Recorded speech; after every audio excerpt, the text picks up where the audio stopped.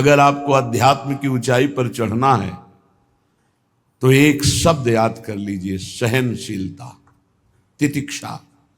इसको सदैव जीवन में, एक श्लोक गंगा किनारे हमें जीने की सामर्थ्य देता था। जब कभी हमें प्रतिकूलता, दुख प्राय मिलते ही थे तो ये श्लोक, यम ही न व्यथ्यन्ते ते पुरुषम पुरुषर्षभ सम दुखा सुखाधीरम स्व अमृतत्वाय कल्पते। वो अमृत पद का अधिकारी हो जाता है जो आए हुए सारी व्यथाओं को, दुखों को मौन होकर सह लेता है, वो भगवान को प्राप्त होता है। जहां कोई कष्ट होता, बस यम ही न व्यथ्यन्ते ते पुरुषम पुरुषर्षभ सम दुखा सुखाधीरम स्वमृतत्वाय कल्पते। हमें सहना है, हमें भगवत प्राप्ति करनी। अरे छोड़ो, इसने मारा, इसका कर्म जाने, सहो, चलो आगे, चलो आगे बढ़ो। भूख प्यास, गर्मी सर्दी, मान अपमान, दुख सुख, ये सब इस मार्ग के यात्री को मिलते ही है। और जो इसको सह गया वो जगत पावन करने वाला महात्मा बन जाता है। वो मम भक्ति युक्तो भुवनम पुनात, लोक के लोक को पावन कर सकता है जो भगवान के चरणारविंद में अपने चित्त को अर्पित कर दिया। इसलिए दुखैर्हृदयत, चाहे जितना दुख पड़े प्यारे, किसी से मत कहो, किसी से मत, चुपचाप मौन होके सह जाओ। तुम्हारा स्वामी विधान करके तुम्हें दुख भेजा है तो बहुत बड़ा उसमें कोई सुख है। वो मंगल भवन है, तुम्हारा मंगल होने नहीं दे सकता। दिखाई दे सकता है कि अब अमंगल हो गया हमारा, अमुक अमुक अमुक, कुछ नहीं। धैर्य पूर्वक अपने मार्ग में सीधे चलते रहो। उसका विधान आया है, वो दुखद हो या सुखद, सुखद है तो हर्षित मत हो, दुखद है तो शोकित मत हो, आगे बढ़ो। देखो ये अध्यात्म है। ये कमर कस लो कि इस जन्म में मुझे इस भव समुद्र से पार होना ही है। ये जो कमजोर दिल के होते हैं ना, अनुकूलता जहां मिली तो बोले जब से हमने भक्ति शुरू की सब काम चकाचक बन रहे। ये भक्ति का फल नहीं है, भूल मत करना। ये तुम्हारे सुकृत चल रहे हैं इसलिए है। और जिस दिन दुष्कृत का फल आएगा उस दिन भक्ति करते हुए भी कदम रखना मुश्किल हो जाएगा, पग पग पर तुम्हें दुख मिलेगा। इस सिद्धांत को समझ लीजिए तो कभी आप निराश नहीं होंगे, शूरवीर होकर आगे बढ़ते रहेंगे। जो हमारी भक्ति ये नई फसल है और इस फसल की जो आनंद वृत्ति है वो भगवदानंद है, ज्ञानानंद है, अखंडानंद है, प्रेमानंद है। वो ये भोगानंद नहीं है, विषयानंद नहीं कि भगवान की बड़ी कृपा जो चाहो वो भोग मिल गए। ये सुकृतों के फल है। ये सुकृत और दुष्कृत दोनों को यही नष्ट कर दो और निकल चलो भगवान की परम धाम में, जहां नित्य सेवा सुख का आनंद सहचरियां ले रही है। श्रीपाद कह रहे, संतर्जयस ताड़यन, कोई मुझे बहुत डांटे, भर्त्सना करे और ताड़यन, पिटाई भी कर दे, मुझे कुछ कभी शिकायत नहीं करनी प्रभु से। देख रहे हैं ना, वो उन्होंने विधान किया है ना कि इसको पीटो, तो हम चुपचाप पीट लेंगे, किसी से नहीं कहना। रहीमन मन की मन व्यथा रखिए मन में गोए, सुनिठ ले हैं लोग सब बांटने। इसीलिए असंगो हम, असंग किससे कहें अपने दुख सुख की बात। अपना दिल तो दिलवर को दे दिया, जो बीते सो दिल तो उनके पास है, वो तो जाने दुख सुख की बात, हम क्या जाने, हम तो बस आपके हैं। मौन, अपने विषय में न सुख की बात करे न दुख की, मौन। बात करे तो प्रभु की करे, नहीं तो मौन। मान लीजिए अगर ये मौन आप धारण कर लेंगे तो निकल जाएंगे माया से, नहीं तो किसी की निंदा कर देंगे, किसी का ऐसा कटु वचन बोल देंगे, परुख वचन बोल देंगे, भजन छीण हो जाएगा, भजन करने की वृत्ति नष्ट हो जाएगी। सैकड़ों लोगों के प्रश्न है कि पहले भजन अच्छा होता था अब नहीं होता। उसमें दो बातें होती है, एक तो भजन की ऐसी भूख बढ़ गई है कि अब उतने भजन से नहीं और भजन होना चाहिए। ये उत्तम महापुरुषों की कृपा पात्र भक्तों की वृत्ति होती है। और एक होता है कि आपसे वैष्णव अपराध बन गया, कुसंग हो गया, इस कारण से ऐसा।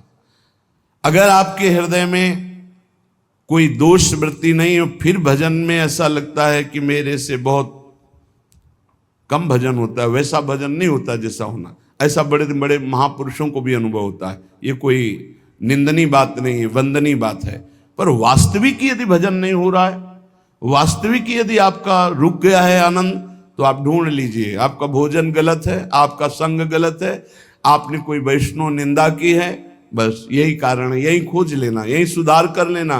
किसी से क्षमा याचना की जरूरत नहीं, अंदर देखो और आचार्य गुरु से प्रार्थना करो, सब ठीक हो जाएगा। बड़े कृपालु है, जिन्होंने अपराधी मुझ जैसे को घसीटा तो अब अपराध बन जाएगा, तो थोड़ी छोड़ देंगे वो।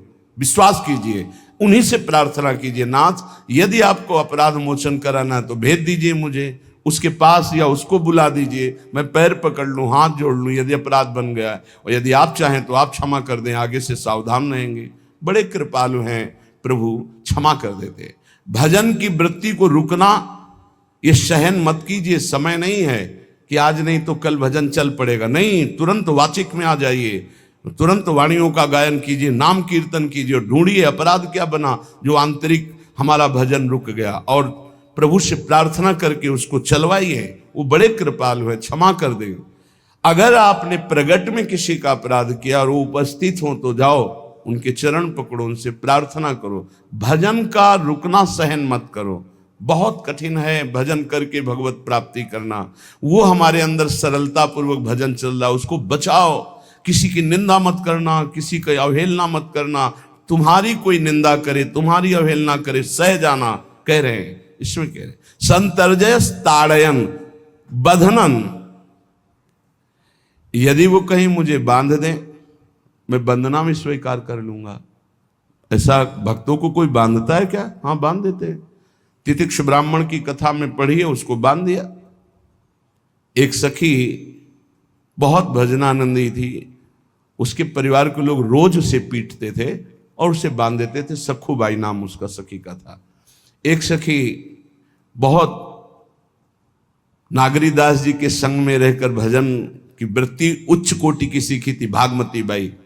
उनके पति ही उनके ऊपर सैया लगाकर नवीन रानी के साथ बैठते हुए सब पिटाई करते, इतना कष्ट देते, पर वो उच्च कोटि की ऐसी महान भक्ता, परम सिद्ध बरसाने के जो वास करने वाले अपने नागरीदास जी थे, हरिवंश महाप्रभु के शरणागत, उनके सत्संग से ऐसी उच्च कोटि की दशा प्राप्त हुई, उसे कोई फर्क नहीं पड़ा। उसके कष्ट देने के लिए उसके ऊपर सैया लगाते, राजा थे, और नवीन रानी के साथ उसके ऊपर बैठते, उपद्रव करते, मारते पीटते, लेकिन वो सम रहती। संतर्जय ताड़यन बंधनन, शांत, वो देख रहा है, बस तुमको यही सोचना, वो देख रहा है, मेरा स्वामी देख रहा है। वो देखते हुए मौन है ना, वो चाह रहा है ना, तो तेरा किया मीठा लागे, बस बात समझ लो। इतना तो बहुत बड़ी वस्तु प्राप्त होगी, बहुत बड़ी। एक मिट्टी जब कुम्हार को अर्पित हो जाती है तो पीट पीट कर एक छोटा राई भर भी दाना नहीं रहने देता, क्योंकि राई भर भी अगर दाना रहा वहीं से मटकी फूट जाएगी, राई भर भी अहंकार रहा वहीं से भक्ति रस निकल जाएगा। पीट पीट के उसको एकदम बराबर, फिर भी चैन नहीं, जल डाल के रौंदा, फिर भी चैन नहीं, हाथों से मल कर अपने अनुसार बनाया, फिर चाक पे चढ़ाया, जो चाहा आकार दिया, सूर्य के ताप में तपाया, फिर उसको दहकते हुए आवे के बीच में रख के पकाया, फिर उसमें रस रखने लायक क्षमता आ गई उस मिट्टी में। ऐसे ही हम जब संत महापुरुषों को, श्री भगवान को समर्पित होते हैं तो ये सब होगा। रस रखने लायक हृदय तभी होता है जब आवे में तपता है, इसलिए तैयार रहो। तभी नागरीदास जी ने कहा, बड़ो ही कठिन है भजन ढिग डरिबो। एक सूरवीर योद्धा की तरह जैसे उसके अंग घाव से युक्त होते हैं, वो कदम पीछे नहीं आगे ही बढ़ाता है, ऐसे भजनानंदी चाहिए। चाहे मुझे चोर कहा जाए, पतित कहा जाए, गाली दिया जाए, मुझे मारा जाए, बांध लिया जाए, तो भी मैं भगवान पर दोषारोपण नहीं करूंगा। मैं यही निश्चय करूंगा, प्रभु मेरे देख रहे हैं, जोई जोई प्यारो करे सोई मोई भावे, उनका विधान परम मंगलमय है। अंतः क्लेश मतीव दुस्सह तरम प्राप्नोति नाना विधि। मुझे अंदर से भी बहुत पीड़ा दी जाए, काम पीड़ा, क्रोध पीड़ा, लोग बाहर से तो ये दिया जाए और अंदर से भी ये दिया जाए, तो भी हे प्रिया जो आपसे नहीं कहूंगा। प्रेम में कभी शिकवा शिकायत नहीं होती, ना इष्ट से और अपने प्रीतम के विधान से दिए हुए कष्ट को हम दूसरे से कह दें, धिक्कार है हमारी प्रीति को। प्रीतम सहावे और मैं दूसरे से